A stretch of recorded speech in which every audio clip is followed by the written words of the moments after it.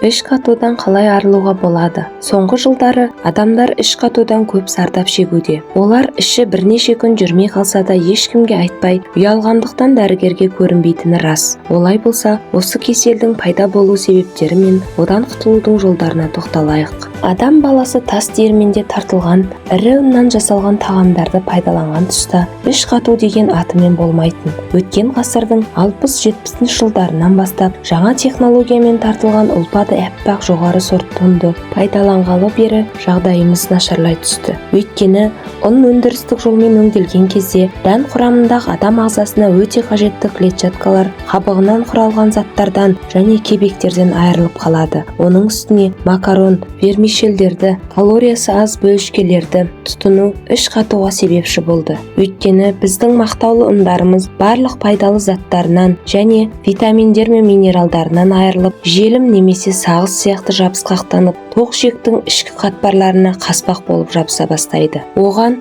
көкөніс пен жемістерді кем тұтыну қозғалыстың аздығы да себепші болады. Бұған қоса күнделікті жүйке жүйесіне түсетін салмақтың да кері әсері бар. Осыдан келіп, ағзаның қалыпты жұмысы бұзылады. Нәжістің 24-32 сағат бойы жүрмеуі іш қату деп аталады. Дұрыс тамақтанбаудан тоқ ішектегі нәжіс тастары қатайып, суы азайып сорылады да, олар қатып тасқа айналады. Ол нәжістің ашып шіруіне әкеледі. Нәжістің шіруінен пайда болған улар сорылған сумен бірге қанға өтіп, бүкіл ағзаны улай бастайды. Жақын орналасқан маңызды мүшелерге зияны тигізіп, түрлі кеселдер пайда болады. Іш қатуды болдырмау үшін тоқ ішекті тазартып, дұрыс тамақтана білу керек. Іш қатудан арылу үшін мына айтылғандарды орындаған дұрыс. Күніге аш қарынға бір ас қасық пісте май ішкен жөн. Күн сайын 30 грамм кебекті қайнаған суға 10-15 минут бөктіріп, тағамға қосып жейді. Бұл барлық ауруға, әсіресе жүрек қан қысымы барларға өте керек. Талшығы мол азықтарды өңделмеген күйінде және жеміс пен көкөністі күн сайын 500-600 граммнан тұтынған дұрыс.